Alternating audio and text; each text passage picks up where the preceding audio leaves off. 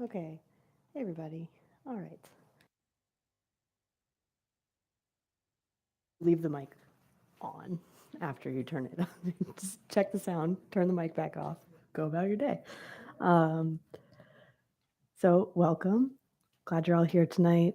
Um, there are a couple of things coming up this week and this month, or if this month being February, that you may be interested in. There's one in particular, and I'm telling you about it very early because it's super cool, and I think it's going to be like a really special thing. And it's someone who lives in Hawaii. She's in town just for a weekend, and on the last Sunday in February, she's doing something called the Art Monastery. And so her name is Sukio McCall, and she has like a very deep Zen practice and also an art practice. And so it's like a awareness art workshop, and it's called Art Monk. So you can check that out on our Eventbrite. It's way, it's as far as I'm concerned, it's in the very distant future, but it's going to be really cool. And it's going to be like a very limited thing because she doesn't live here. So if you're at all interested in that, I'd urge you to check it out. And this weekend, we also have two very cool things that you may or may not know about. On Friday night, we have Kay Alado McDowell, who wrote a novel in collaboration with GPT-3. And GPT-3 is a large language model, artificial intelligence. And this is Kay's second book written with GPT-3. So their first one was called Pharmaco AI. And this one is called Air Age Blueprint. And we'll have some copies of it here. And Eric Davis and Kay will be in dialogue about what it's like what is artificial intelligence, what would an AI shaman look like, and wherever else there's like an AI shaman in the book. Yeah, it's going to get interesting. And then Eric's going to moderate a discussion with Kay, so you know it's going to get like a little weird. Speaking of Eric, his class that he's teaching with Christian Greer on the psychedelic counterculture is wrapping up. There's only 2 weeks left, and people started like hearing about it. And so we've opened up some new spots that you can just do like a week if you want. So this week is on the 80s. So it's going to be the psychedelic counterculture in the 1980s. I know very little about that. I'm really excited for that. And then this Saturday, we have Sensei Rebecca Long doing a day-long workshop on Zen and the teachings of Don Juan as expressed by Carlos Castaneda. Both of these traditions or teachings have a sense of what reality is and how do we triangulate that? Where do we stand? Where are we coming from? What do we know? What can we think about? It's going to be very interesting. And she's a Zen Roshi. So that's on Saturday, 10 to 5. We're also going to have like a nice long lunch break in that one. Like we're doing like an hour and a half or 2 hours because we figure all the people who come to that are going to want to meet each other because it's enough of a like specialized event that you probably want to talk to the other people who are going to be at that. So if that rings your bell, that's happening on Saturday. If you're here for the first time, I want to let you know that this is sort of a strange name for a meditation center. Like we don't have the word Dharma or Sangha or even meditation anywhere. And the Alembic is organized around 3 pillars, meditation and movement, neuroscience, and psychedelic preparation and integration. And we run a thread of creativity and like individual autonomy through that whole thing. So if you're interested in that, you can join our mailing list in the lobby and stick around after the sit. There's tea in the lobby and talk to people about how your practice went. And we're really glad to have you all here. Welcome. Welcome, Chandra. Glad to have you. Yeah.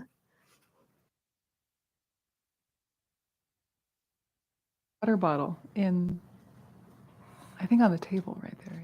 Thank you. Yeah, Kevin's on it. Yay, thanks. Thank you, Katie. All right. So welcome. It's good to see you. So tonight we will do a similar structure is what we normally do. Thanks a lot.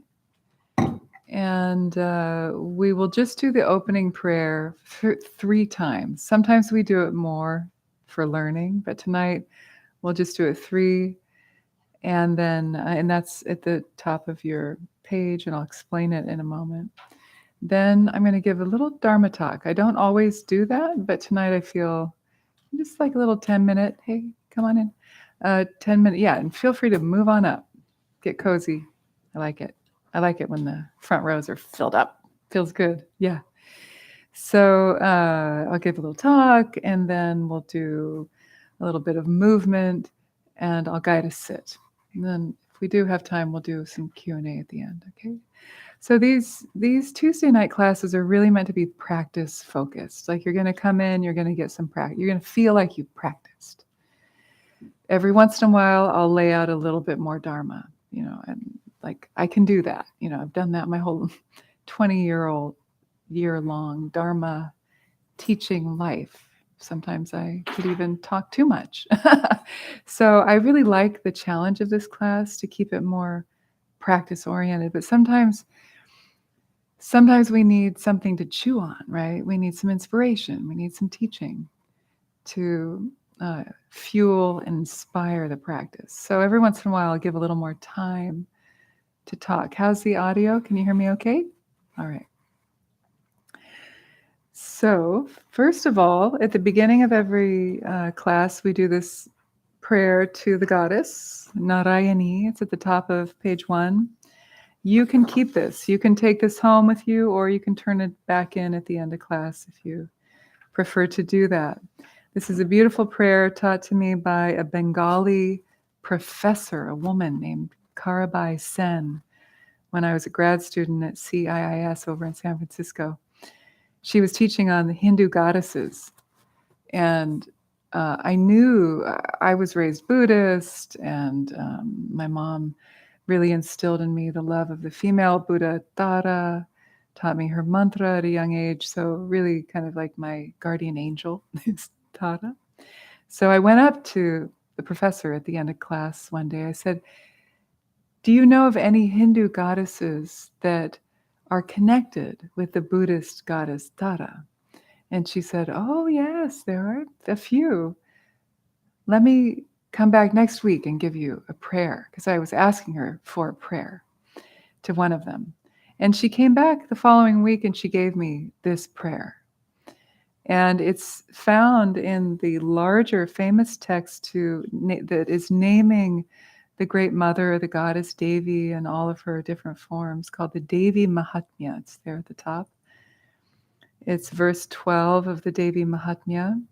And in this verse, the goddess is praised as Narayani. Ni has a dot under it, so it's a retroflexive na sound, which you find a lot in Sanskrit and Hindi. And I thought tonight I would just spend a little bit more time explaining what the prayer means. Usually we just do it. You've got the translation there, in your own time you can read it. But tonight I think it's nice to unpack it a little bit. So, Sharana Gata Dinarta, you can break up this first word, Sharana. Everybody repeat after me. Sharana, Gata. So Sharana means refuge. Some of you might be Buddhist practitioners, you might know the prayer, Sharanam Gacchami, Buddham Sharanam Gacchami. I go for refuge in the Buddha. So Sharanam is a common word. And so that means refuge. Agata is the verb to go. Agata means having arrived or having come. So having gone for refuge is the way we could translate Sharanagata. Dinarta. Repeat after me. Dinarta. The line over the vowels makes it a long sound. And that is an interesting word. Dinarta can be translated, if you see the small type below the main English translation, you'll see what I'm talking about here. Dinarta means because of being downtrodden. It's like because we, sentient beings in samsara, the wheel of suffering, are somewhat beaten down, right? Because of climate crisis, financial issues, divorce, children, college, homework, whatever. Life is tough, and so because life is tough, we sometimes we need to go for refuge, right? We need to find a place, a shelter from the hot burning sun of the challenges of life. And so because of being downtrodden, we arrive at, or we go for refuge. Who do we go for refuge in? Well, the next line, paritrana parayane. Everyone repeat. Paritrana parayane.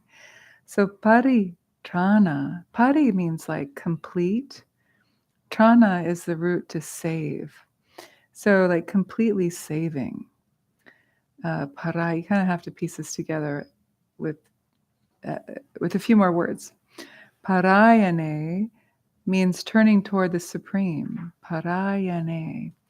So we're going for refuge in this goddess who completely saves.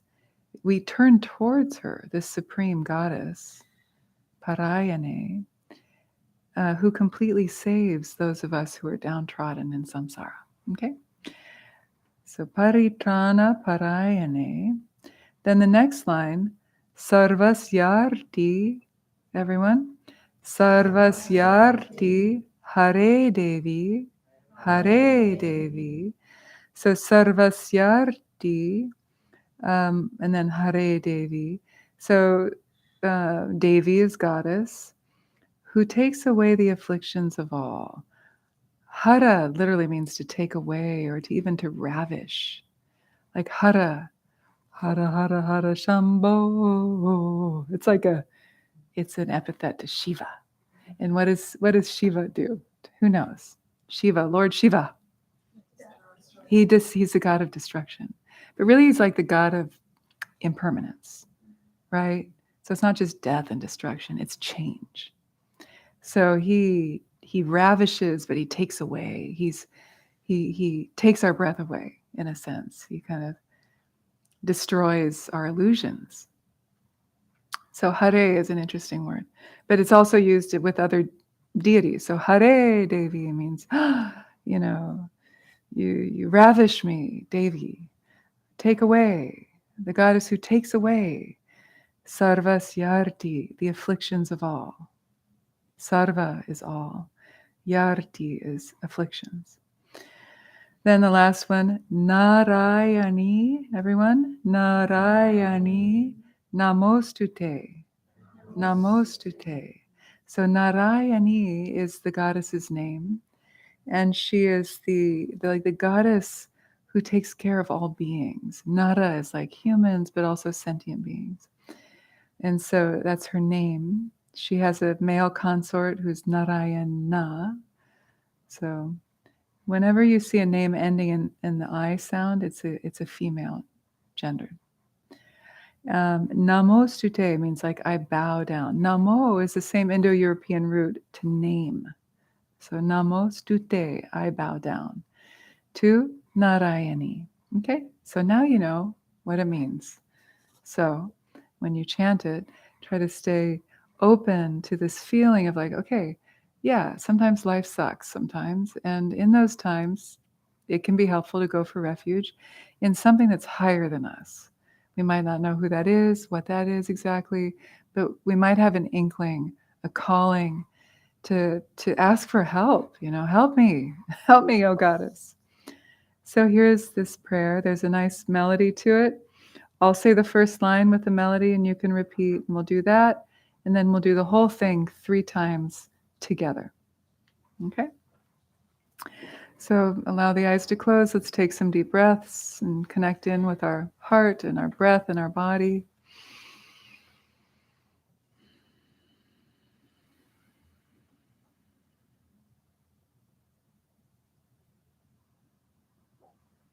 You've all come here in some way to take refuge from your daily life,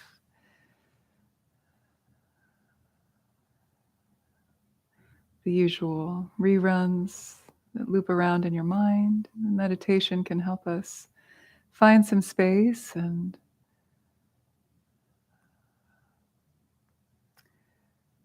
kind of new pathways. So that in that vein, adventure and trying something new and opening to the blessings of something beyond us, we engage in this prayer.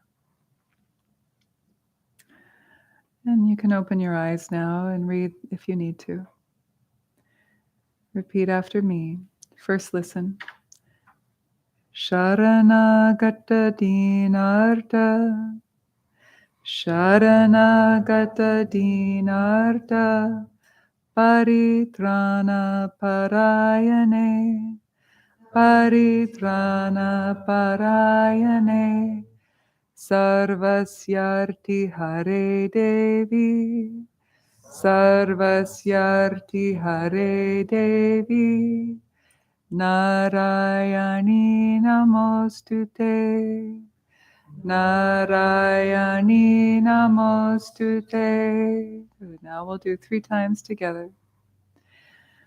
Sharanagata dinarta. Paritrana parayane.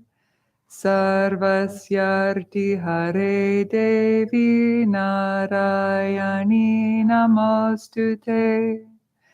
Sharanagata dinarta. Paritrana parayane. Sarvasyarti Hare Devi. Narayani Namostute. Sharanagata dinarta. Paritrana parayane. Sarvasyarti Hare Devi. Narayani Namostute. One more time. Sharanagata dinarta. Paritrana parayane. Sarvasyarti Hare Devi. Narayani Namostute.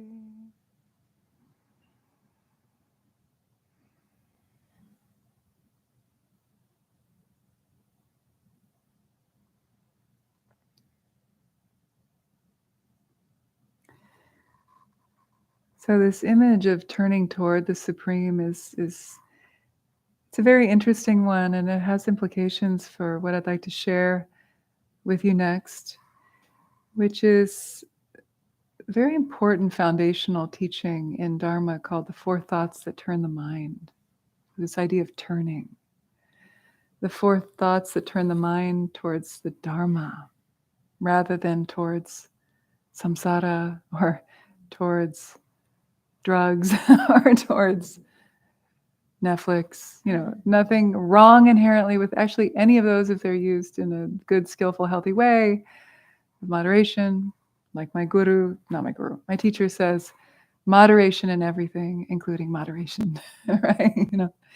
But so these teachings called the 4 thoughts that turn the mind towards the Dharma are teachings that really changed my life in my early 20s. I was about 22, living in LA, trying to be an actress, and hitting my head up against the wall, not getting jobs, fed up with misogyny and the bullshit. And this Tibetan Lama came to town, and my parents are Dharma practitioners. So my mom called me and said, this really great Tibetan Lama is coming to the West for the first time ever. He's never left Tibet. He's the real deal. We're going to fly down. They were living up here in Northern California. We're going to fly down to take teachings with him. You should go too. And I was like, okay. I was feeling pretty lost. I was like, maybe this will help me. And I grew up around the Dharma, so it wasn't like new to me. But, I was rebelling against my parents. But I was like, okay, fine. So I went, and this Tibetan Lama named Kusum Lingpa he was very eccentric, very much like in the class of like crazy wisdom yogis, controversial definitely in the end, but he gave some beautiful teachings, and he changed my life. And in those first teachings that I went to with him in some kind of old theater at some old high school, he's up on the stage giving teachings. Hundreds of people are there. Oliver Stone was in the audience. You know, there were some other Hollywood people. It was an interesting scene back then in the early 90s. In any case, he taught on the four thoughts that turn the mind towards the Dharma. And the first of them is to contemplate the preciousness of our human life. Like how in Buddhist cosmology, they say like having a human life is actually really rare. Like if you think of the infinite number of insects and animals, amoebas, other types of beings, sentient beings on this planet, having a human body is pretty rare. And of course, one of the gifts of the human form is our prefrontal cortex, our logic, our rationale, our longing for the divine. I don't know if you would agree if we have free will or not, but at least some degree of choice in our life. And so really thinking about that and like not wasting this precious human life. And not only do we have this precious human life, but we have, for the most part, we might have different capacities, all of us, different situations in our life. Not everybody has them, but, living in the West, we have freedom for the most part. We're not living in Ukraine, for example, right now, where we're ravaged by war. We're not imprisoned. We're not living in countries like, especially those of us women, we have freedom to do and study and work and hopefully continue to have autonomy over our body and our choices. So to contemplate the kind of preciousness of our human life and the freedoms and endowments that come with that. And then, so by extension, not wasting this human life. Like actually spending time doing something that has meaning. And if you believe in karma and if you believe in rebirth, even like life after life, that we come back again and again, then we can kind of like build the momentum for liberation, whether we attain liberation in this life or in 10, 20, 100 lifetimes from now. At least we're taking those steps if we turn towards the Dharma or something like the Dharma, where we're cultivating the inner wisdom, right? We're cultivating an inner life, an inner sense of connection with our true nature. So that's the first thought that's the first contemplation that turns the mind towards the Dharma. So this kind of revolutions, sometimes they're called. Then the second one is to understand cause and effect, karma. Karma in Sanskrit literally means action. And it's just a basic understanding of like every action has a reaction. It's not overly religious or dogmatic.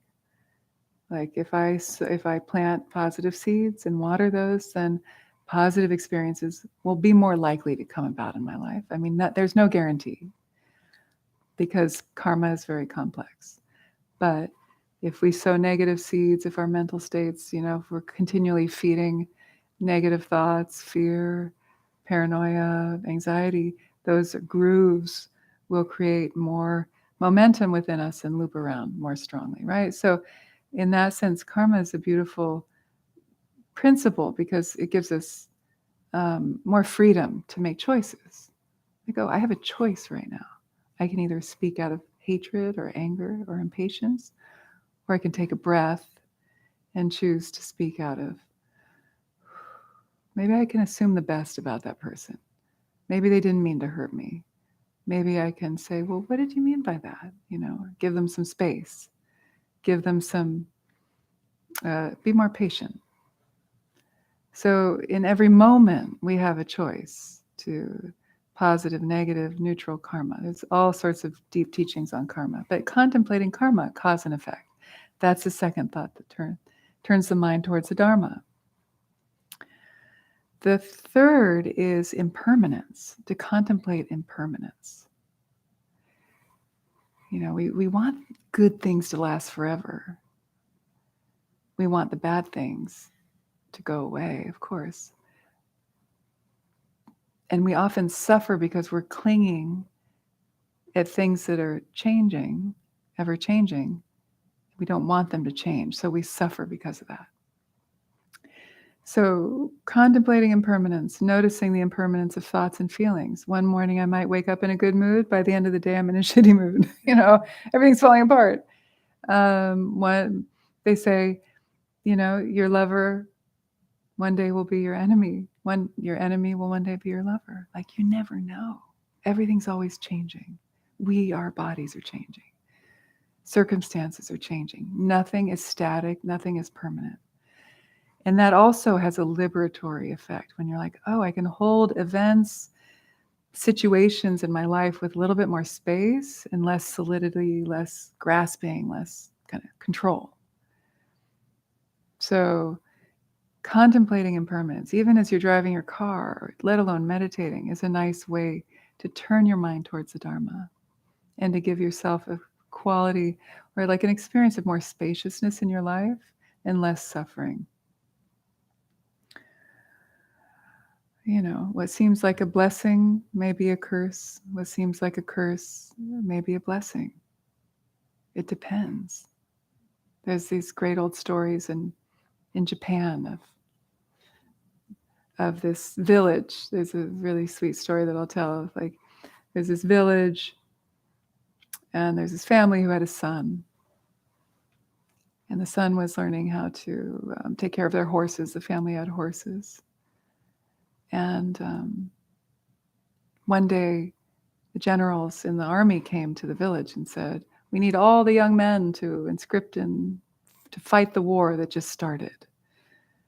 And the family was like, oh my God, no. Son had to go off to war. And he came back, and he was injured. And so he couldn't take care of the horses. But one day he was tasked with taking care of the horse and feeding it and all that. And the horse got spooked and ran off and bucked. And if the son had been on the horse, he would have fallen and gotten even more hurt. So the moral, I don't remember all the details of the story, but the moral of the story is like, what seems like a blessing might be a curse, and what seems like a curse might be a blessing. Like, sometimes tragedy, it's tragic and it can be very painful, but we never know if that tragedy will open us to something, to some kind of grace that will save us later, or that might be a gift later. And so if we can hold events in our life with a little bit more spaciousness and be like, this seems like a negative thing, but this could change. Like, maybe there's some silver lining in this. So that's another way of understanding impermanence. And then the last thought that turns the mind towards the Dharma is, this is one of my favorites, is contemplating the unsatisfactory nature of samsara. Yay, how uplifting.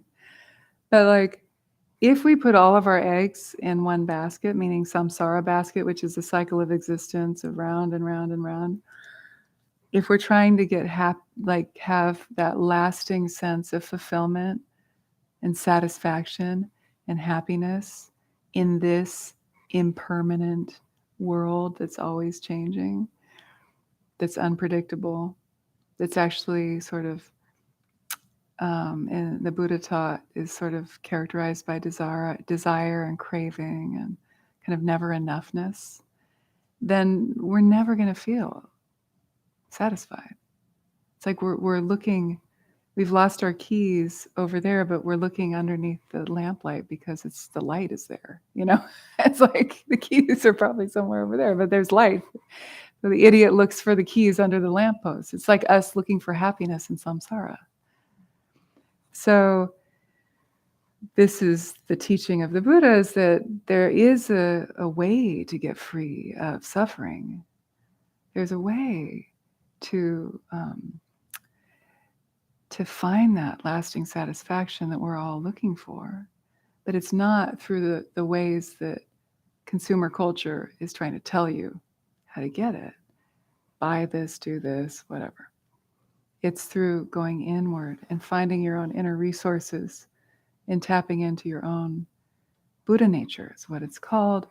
Tathagata Garbha in Sanskrit is this name for that seed of awakening that we all have within us as human beings, as sentient beings, that we all have that spark within us.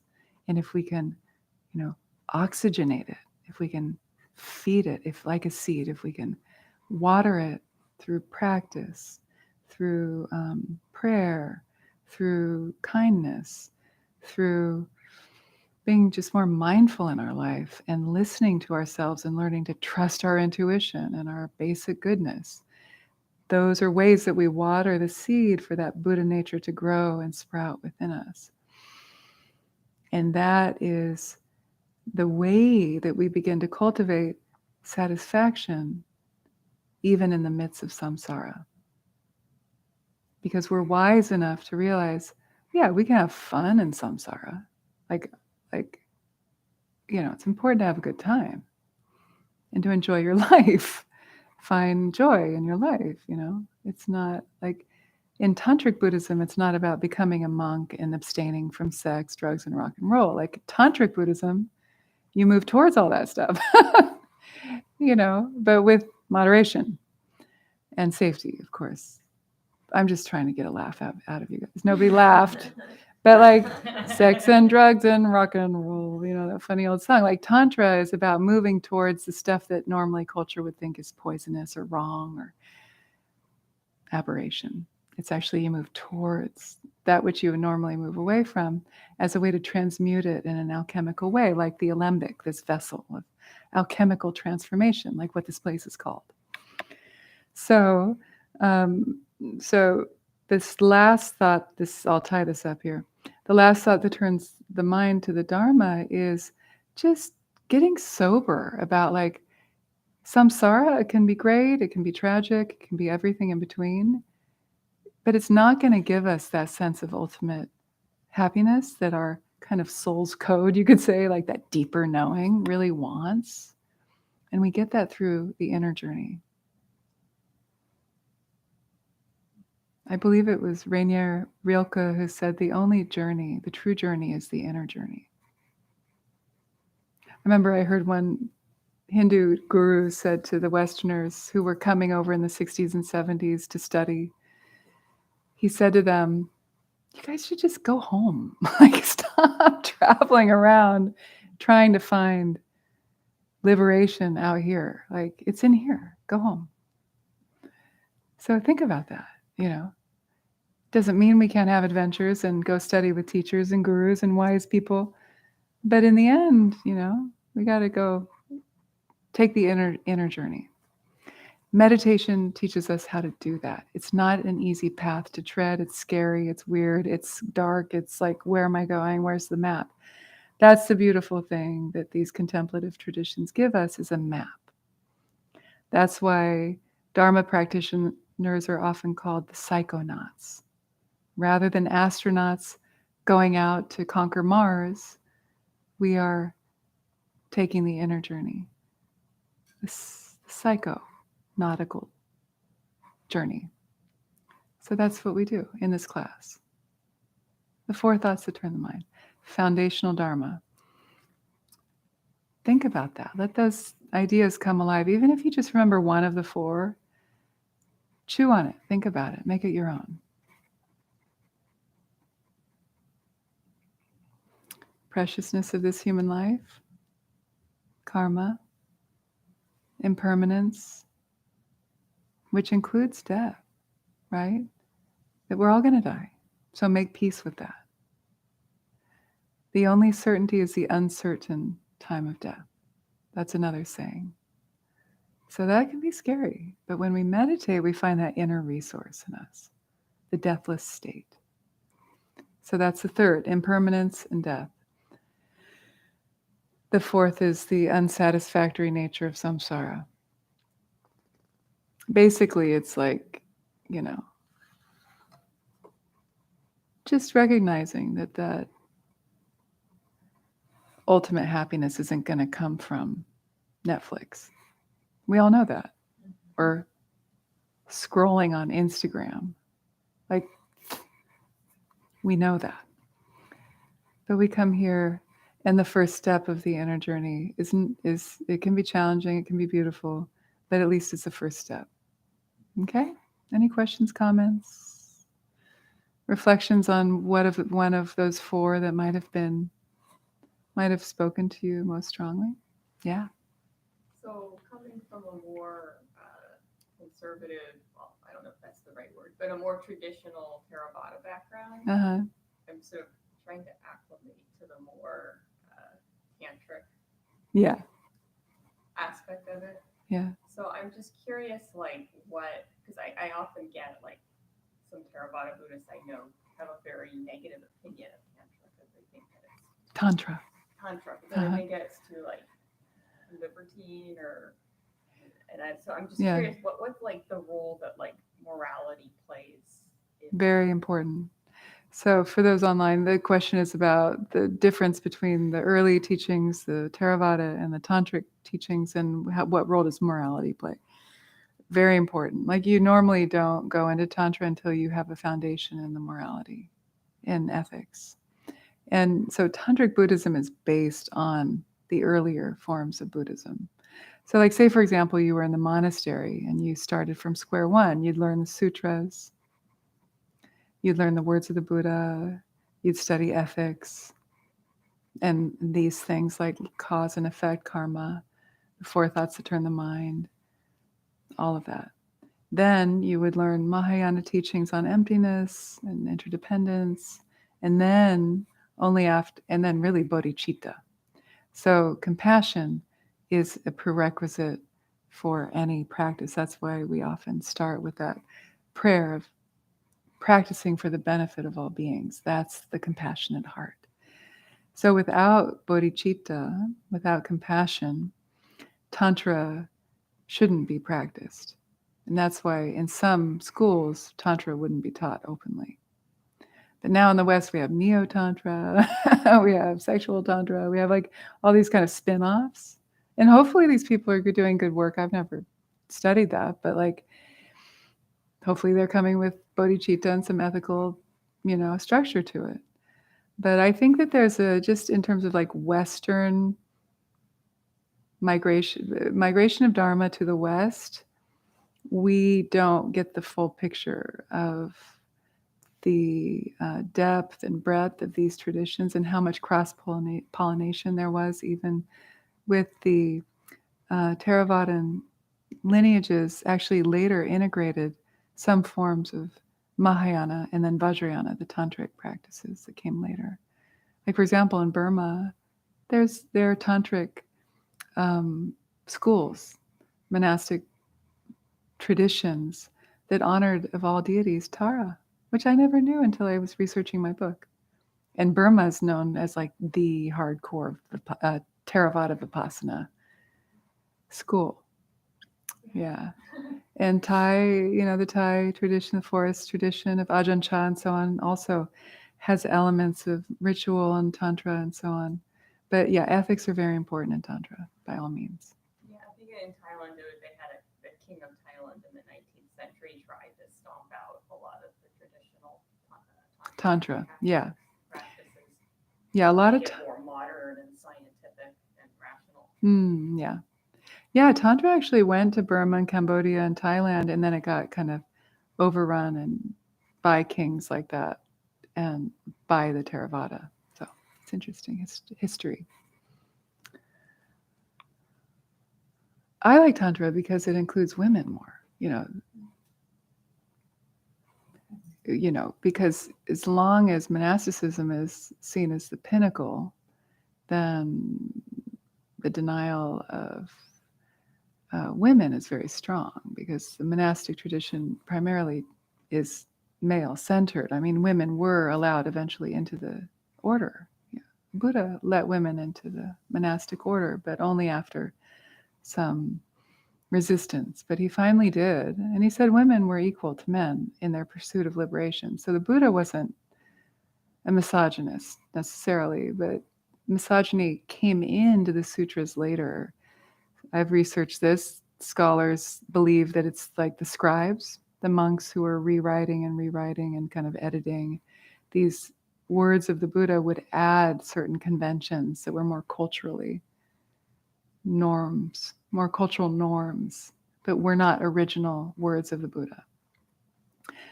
Because if it was the Buddha really saying that women had to go through a sexual change before becoming enlightened, which is in the sutras, if Buddha really said that, I would not be Buddhist. I'd be like, yeah, no thanks. It was the editors, it was the scribes who were trying to maintain hegemony over power structure, right? So it's complicated, all of that stuff. But in general, Tantra accepts the body, desire, liberation through the senses, not turning away from the senses. So for me, I find that very interesting. That doesn't mean I deny the beauty of the early teachings. And it's not that simple. There's some traditions within the early schools that are very inclusive, somewhat inclusive of women as well. So I don't want to paint a black and white picture of Theravada being anti-women, but Tantra definitely is more inclusive of women. That's a fact. It's a fact. So, yeah. Shall we practice? So that is the most I've talked ever in this class. So I hope, was that okay? Is that like, every once in a while? Not bad. So now I want to stand you up so that we can do a little movement before we sit. We'll just move for about 10 minutes and then we'll 10, maybe 15 minutes. And then we'll sit.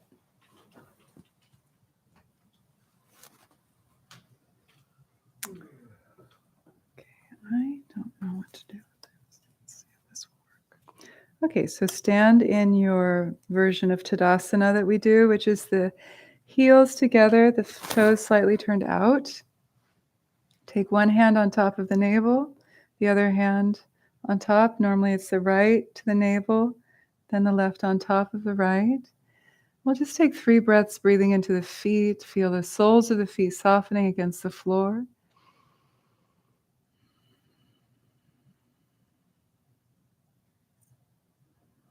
Feel the weight even between both feet. Soften the jaw, the face. Let the breath rise and fall beneath the palms of the hands.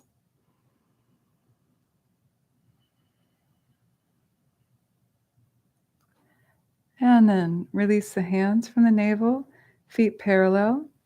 Right foot, I'll show you from the side. Steps a little back, weight on the top of the toes, start to rotate outward. Circles, 10 in each direction. 1, you can be on your pillow or off. 4, 5, 6, find your drishti, your focal point on the floor. 9, 10, and reverse. 1, 2, 3, 4, 5, 6, 7, 8, 9, 10. Good. Stand on the right foot. Weight on the back toes. And 1. Outward turning. Really circulating the ankle, the knee, the hip. And feel that movement spiraling all the way up through the crown of the head. 7, 8, 9, 10. Reverse. 1, 2, 3, 4, 5, 6, 7, 8, 9, and 10. Good. Stand weight even between both feet, hip width distance apart. Exhale, chin down, moving to the right, 5 circles each direction. 1. Relax the shoulders. 2, 3, 4, and 5. Reverse. 1. Another aspect of this first thought that turns the mind to the Dharma is just being grateful for the arms, the 2 arms we have, the 2 legs we have, the eyes that can see, right? We're so hard on our bodies sometimes. Oh, we wish we looked different, or we were more athletic, or whatever. How about like practicing being happy with what you've got? And for me, that was very important. I think a lot of us women can be hard on ourselves. So inhale up to center, shoulders. And you just like be grateful for your shoulders. Like you've got 2 shoulders that you can move. You got 2 eyes that can see, I'm assuming, or at least one, We can read books, we can hear, we can listen to stories and news and our loved ones. And there's so much to be grateful for that we take for granted. A few more here. And reverse. Like maybe even just as we're moving, let your mind roam to like a part of your body that you might not normally love. You might be critical or wish you looked different or whatever. Or that maybe it's having a hard time and you wish it were more healthy. And instead of that normal criticalness, just see if you can take a few breaths and like appreciate it. Like, yeah, you're here. Like my heart might not be perfect functioning, but it's pumping and I'm alive. And I'm grateful for that. Or my 2 legs, grateful for how they move me around. Now, bring the hands interlace between fingers and rotate the wrists. Double time. 1, 2, 3, 4, 5, 6, 7, 8, 9, 10. Reverse. 1, 2, 3, 5, 6, 7, 8, 9, 10. And turning to the right, to the left. Helicopter arms, front hand tapping the front shoulder, back hand tapping the back, kidney region, turning the head, spiraling the spine. The main point is to get the circulation moving through this incredible thing called our spine. Thank God for our spinal column, for the mobility we have. Sometimes I watch the elderly moving around and feel compassion and appreciation. And this is all this contemplation of the first thought that turns the mind towards the Dharma. Like, I have this body, don't waste it. Do something meaningful in our life. Appreciate what we have now before it goes away. All of that brings happiness, brings a quality of contentment and appreciation. Last one to the right and the left. Arms come down. Now the hips circle to the right. 1, 2. It's like you're making circles in the sand with your tailbone. Upper body's relaxed. 3, 4, 5, 6, 7, 8, 9, and 10. And reverse. 1, 2, 3, 4, 5, 6, 7, 8, 9, and 10. Feet together. Bend the knees from the back of the knees, hands above the knees, circles. 1, 2, 3, 4, 5. Relax the shoulders, look down to the floor. 9, 10. Reverse. 1, 2, 3, 4, 5, 6, 7, 8, 9, 10. Inhale, feet hip width distance apart again. This is the snake move, Sarpa. Inhale and exhale. bending the knees. 1, wave through the spine like a snake. 2, let the head go. Close the eyes. Don't worry about what you look like. Let it feel good. 3, 4, keep breathing. 5, 6, 7, 8, 9, and 10. Inhale the arms, looking up. Hold the breath in, chin down. Start to bring the hands down. Then exhale as the hands pass in front of the face.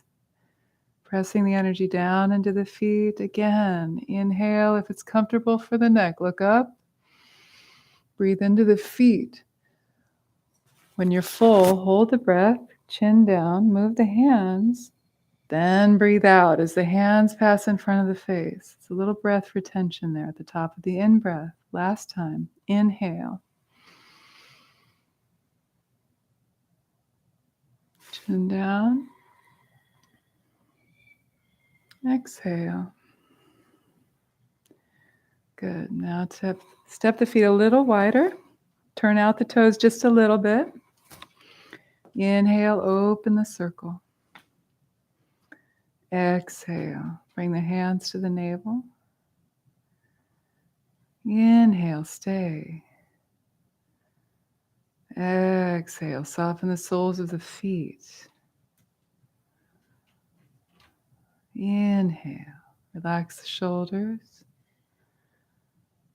Exhale, see if you can connect with the bone layer. Don't grip the thighs, don't grip the muscle layer. Find your bones. Inhale. Exhale. You're going to feel some warmth in the thighs. It's a good thing. The thighs are the femurs, and the thighs are the largest bones in the body. The largest site of blood creation in the marrow. So keep the circulation, strength of the bones, the tissues around the bones, very important. So let that warmth absorb into the bone layer. And now, inhale. Stay bent, but exhale, hands down. Inhale. Raise the hands, stay, knees bent. Exhale. Gaze between the fingers as you push forward. Inhale. Gaze between the fingers as you draw them in. Exhale. And straighten. Shake it out. I'm going to do this one more time.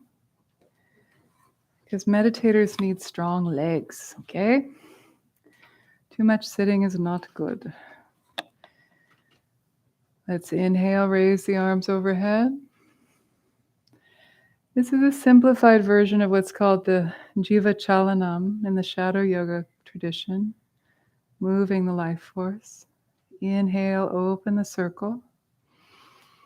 Stems from South Indian dance and martial arts. Inhale, stay. Cock the wrists a bit, down with the wrists, circle the fingers like you're holding a ball of chi. Good, good. So you can do this anywhere. You can do this on the beach, in the park, in your house. It's safe, but it's challenging. So stay with the breath, stay with the bone layers. Inhale. Now, exhale. Lower the hands. Inhale. Yeah, widen your legs, Lily. Yeah, bend the knees. Exhale. Good. Inhale. Exhale. Now, inhale. Up, down, up. We'll just do arms. Turn to your, okay, I'll mirror you. Turn to your left. Exhale, glide your right hand along the inner left arm. Just watch the hand. Don't worry about getting it right. Just feel the vibe here. Just watching the hands. We're meditating through movement. Other side. Left hand glides along the inner left, right arm, I mean. Then turn the palms up. Inhale. We'll just do the arms today. Then hold the breath in. Wave down, up, down, circle from right to left. Remember, chakra mandala, come down. I'll just hold you 3 breaths here. Don't freak out. Look up. Stay in the legs. So the knees are turned out. You're looking up. You're going to hate me. That's okay. I can take it. One more breath. Then inhale. Hug the elbows around your ankles. Look down to the floor. A couple breaths. Breathing into the feet. And then inhale. Release the heels. Arms come up as you stand up. Feet are parallel now. Good. And exhale, press that energy down into the feet. 2 more like this. Inhale. We do this mindful movement so that when you sit in meditation, you arrive in a natural way. That you're ready to sit still. So I'm letting you move so you get the moving out of the way so that when we sit, you're less likely to fidget and to want to move. Because the stillness helps the mind get still. Good. Okay. Step the feet together, hands to your heart. Exhale and bow the hands forward. If you need to bend the knees, you can bend the knees. Traction the neck. Bow the head. Or keep the knees straight if you like. A few breaths here.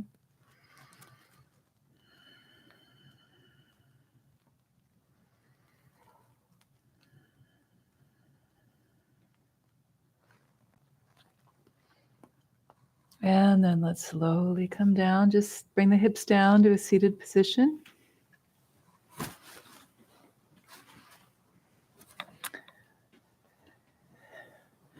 So if you can, take a comfortable cross-legged position on a pillow or off. If you can do lotus, we'll do lotus for our breathing exercise, and then you can undo the lotus for the meditation sit. So this is a Tibetan style of pranayama, kind of a universal breath practice. Sitting in a comfortable cross-legged position if you can, or in a chair is fine.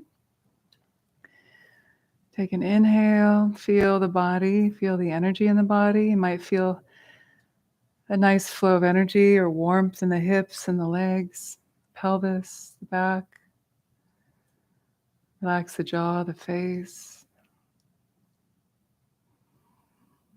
And then feel your central channel like a funnel, sky blue funnel of energy running from the base of the spine all the way up, blooming like 1,000-petaled lotus at the crown of your head.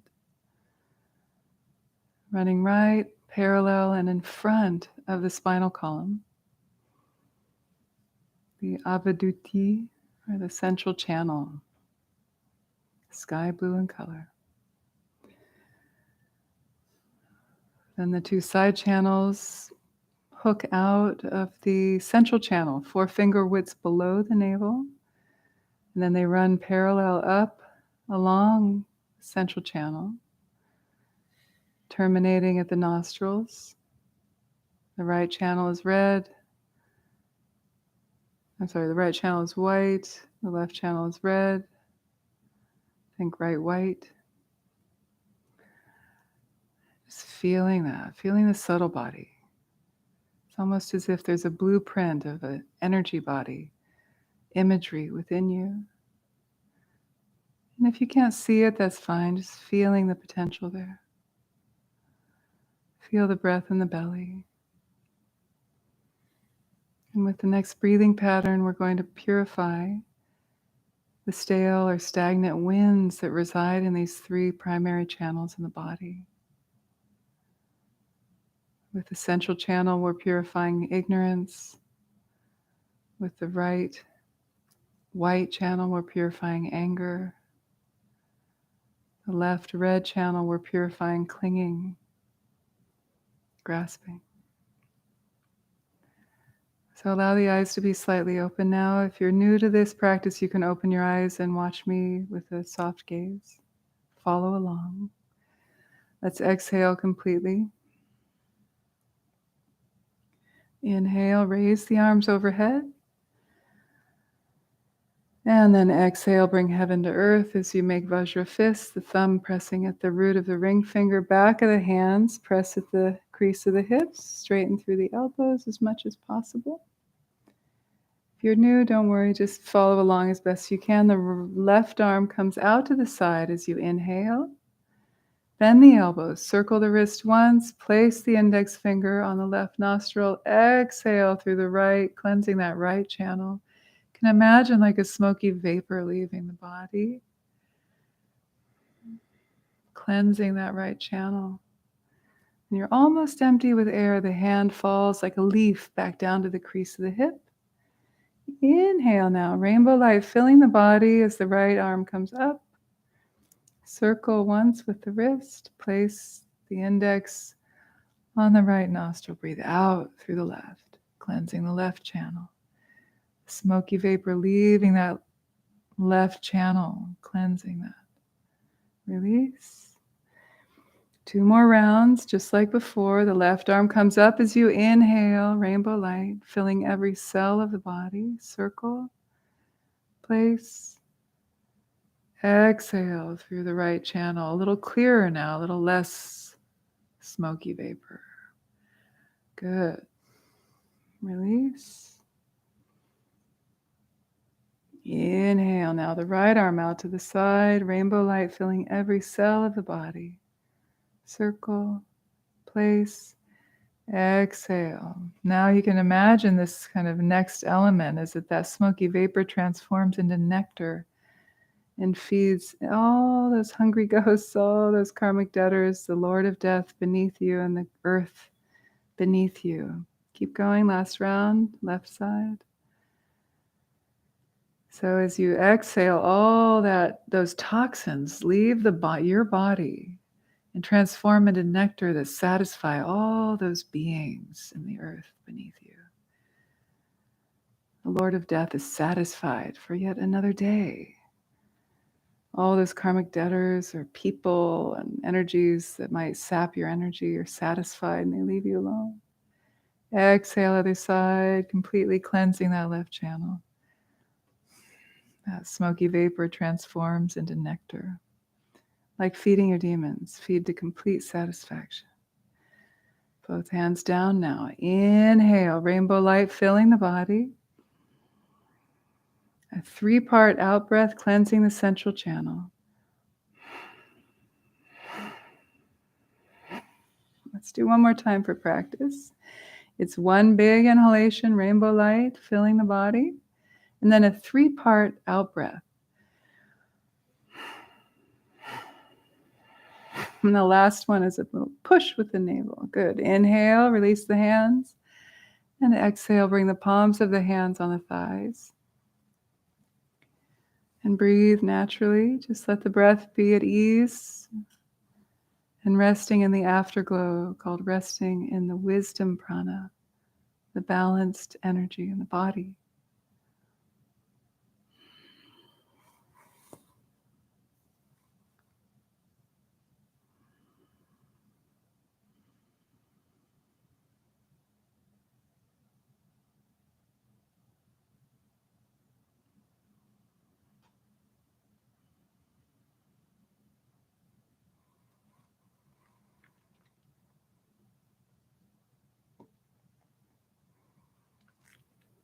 And now we'll glide right into meditation.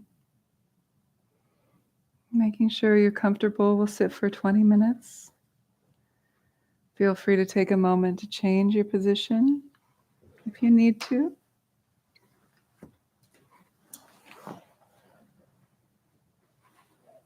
Make sure you're warm. And then find a position that you feel that you can hold with relative ease and stillness. So the moving has been done. Now the stillness. But if you absolutely have to move, just do so with utter mindfulness, slowly, without losing the quality of attention. So we glide right into this meditation practice. We've arrived. We feel the breath in a natural flow without forcing, no longer practicing pranayama where we're controlling the breath. But instead we let go of any control of the breath. And we just notice the natural quality of the breath. Is it shallow? Is it deep? Just let it be as it is without changing or altering in any way.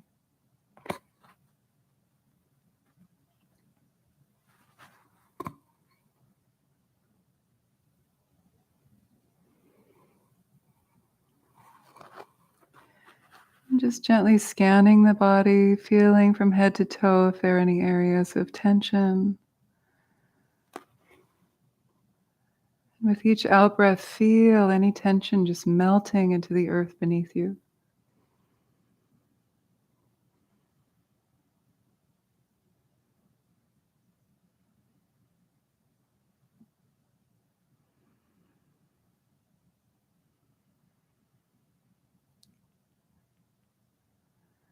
And tension in the throat or the shoulders, the chest, the low back, the belly, the hips and legs. Just find yourself aligned with gravity, at ease within yourself like a mountain, just still, quiet.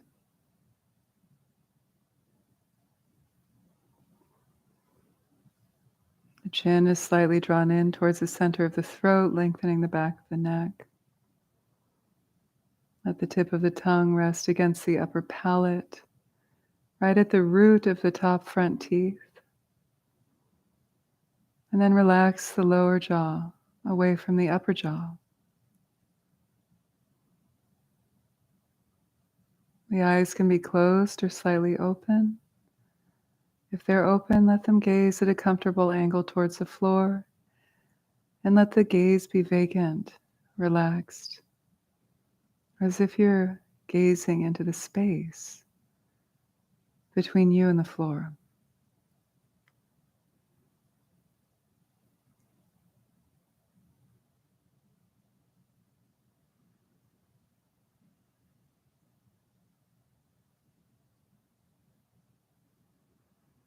Chest is buoyant, the shoulders relaxing down the back. And feel your belt line soft. Release any remnant of holding or tightness.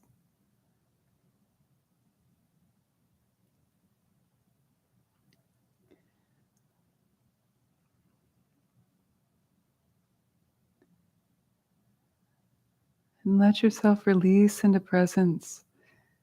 This simple quality of being in the moment with the breath and the body.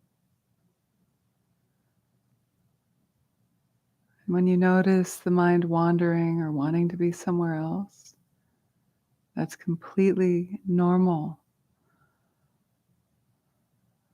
It's its natural, habitual pattern to wander, to wonder.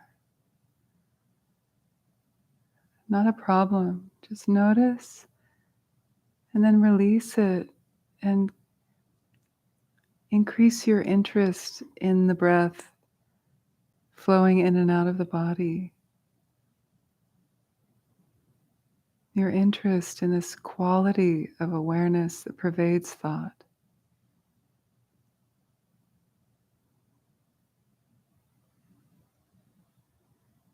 Your interest in that inner journey. In the vast space that opens up as you turn inward.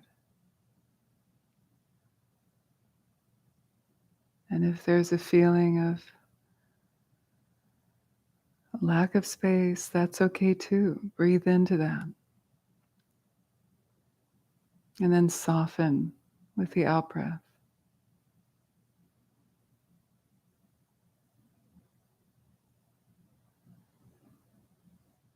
Let each exhalation loosen the shackles, constrictions of the mind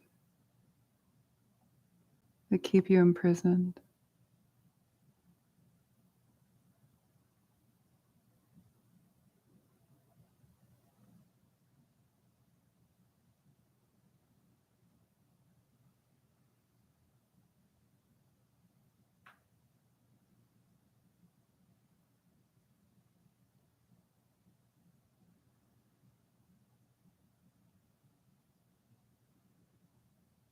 And if the body wants to move, just ask yourself, do I really need to move? Can you wait a beat or two?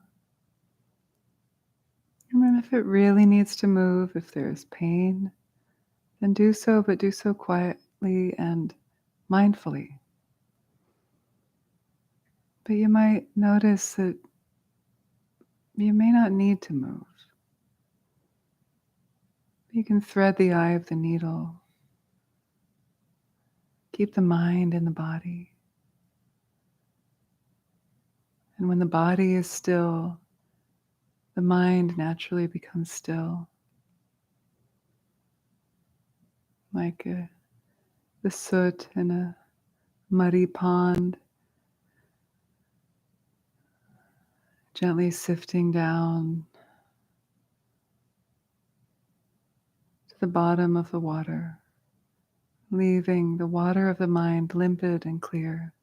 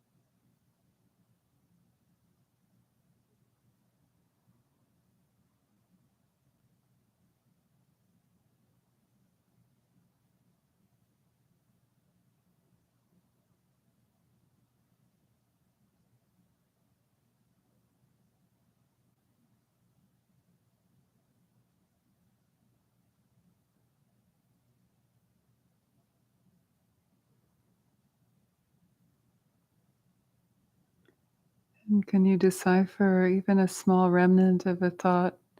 Oh, I am meditating. I have to apply this technique. See if you can release even that. This sense of ego, this sense of someone, some agent who is meditating. Just let yourself be in the natural, great perfection of your deeper nature.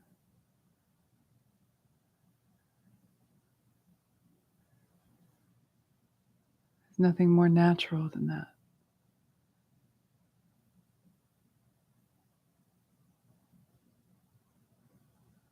Meditation isn't doing, it's an undoing, an unraveling, a releasing into your natural state, free of grasping, free of distraction.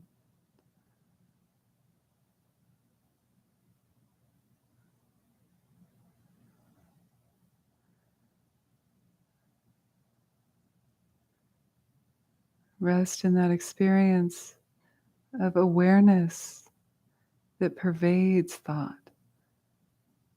the quality of knowing that pervades memory, fantasy, feelings, emotions. It's like the air you breathe. Just rest from that vantage point, the vantage point of awareness.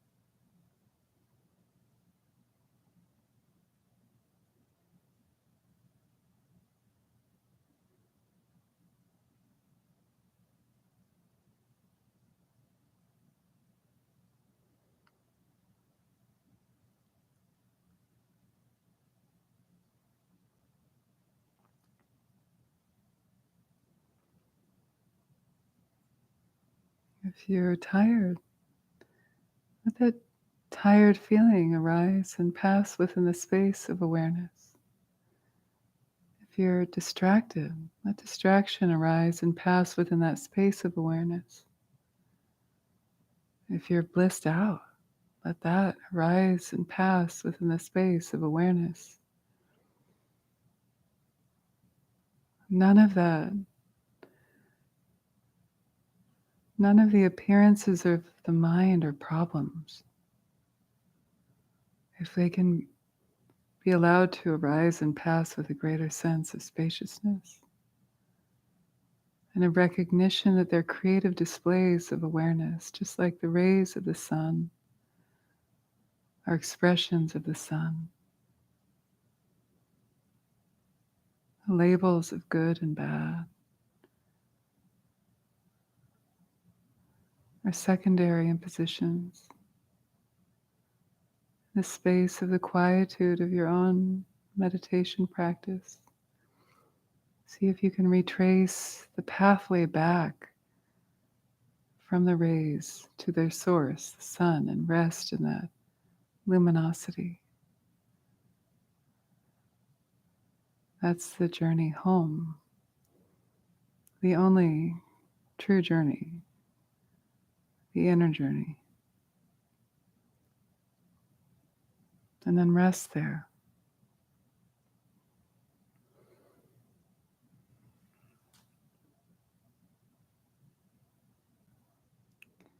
Awareness is vast like space, yet it's imbued with that luminous cognizance. It's not dull, dark. If you feel dull or tired, then see if you can internally turn the dial up of the brightness within you. For the last few minutes, practice. Cultivate that.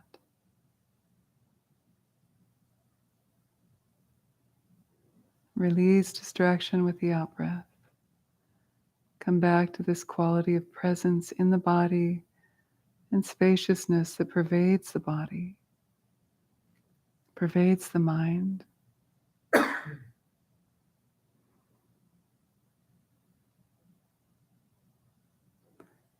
In that way, mix awareness with space. Resting in awareness is shamatha without an object. Calm abiding without an anchor. You're simply resting in awareness.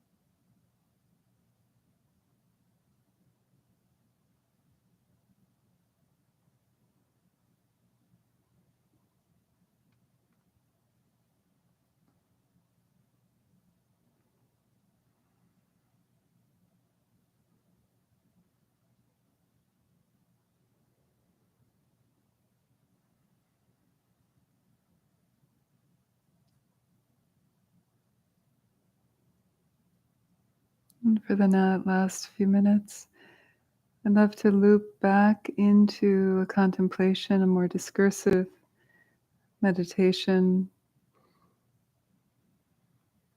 the third of the four thoughts that turn the mind towards the dharmas, impermanence. Spend some time letting the mind roam to your own experiences, examples in your own life when things that you thought were permanent actually changed. Reflecting on how impermanence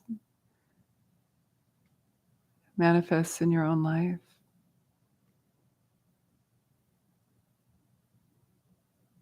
Is that true for you? Does impermanence make sense through your own experience in life? Is there anything in your life that's really permanent, unchanging?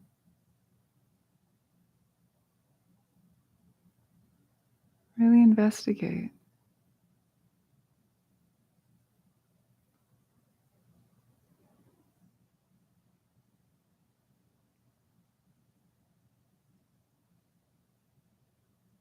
Even thoughts.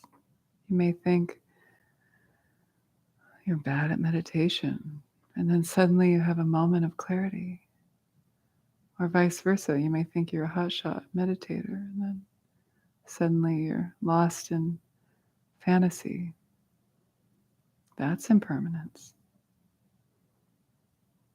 Sometimes you like coffee, and other times you don't. Impermanence. You fall in love, have a big crush, and suddenly you realize, why did I like that person? Another minute or so. Think about your own life. Make this your own. What is impermanence to you?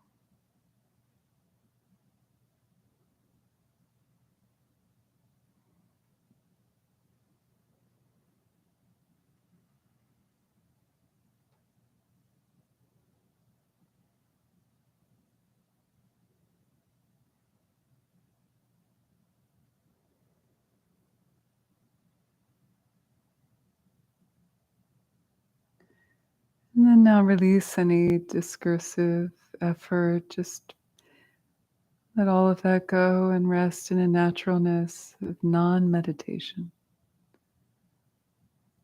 Just be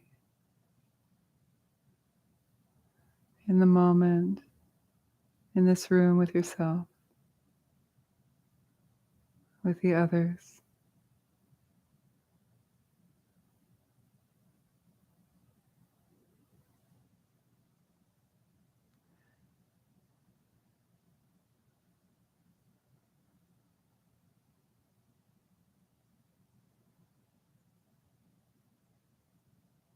And then we'll close with 3 ringing of the bell. And as you listen to the sound of the bell, imagine that the sound waves are like the jinlap, the blessing waves that radiate out in all directions, filling all of space. This dedication of any positive energy through our practice as a collective radiates out to all beings everywhere.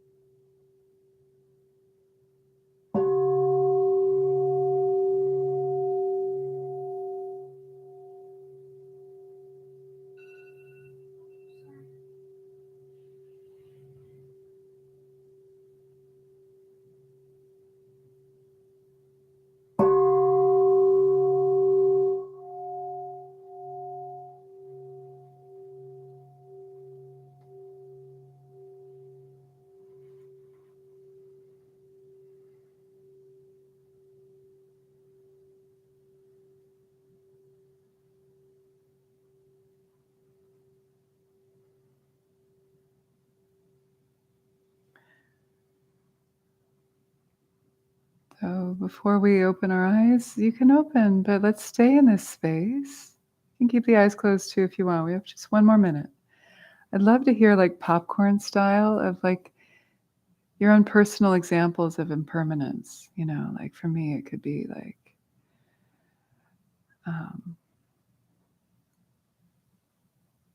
ease and meditation, you know. So just popcorn style. What came to you when you contemplated impermanence in your own life? Just sharing into the space.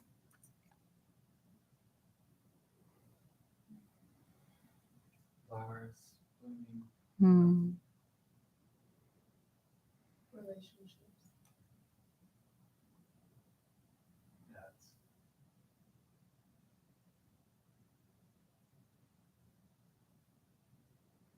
Beliefs.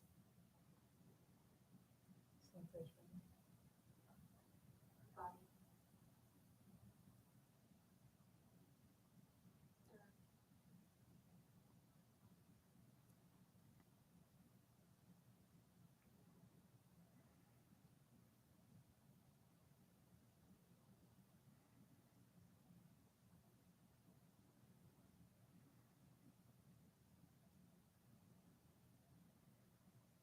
time.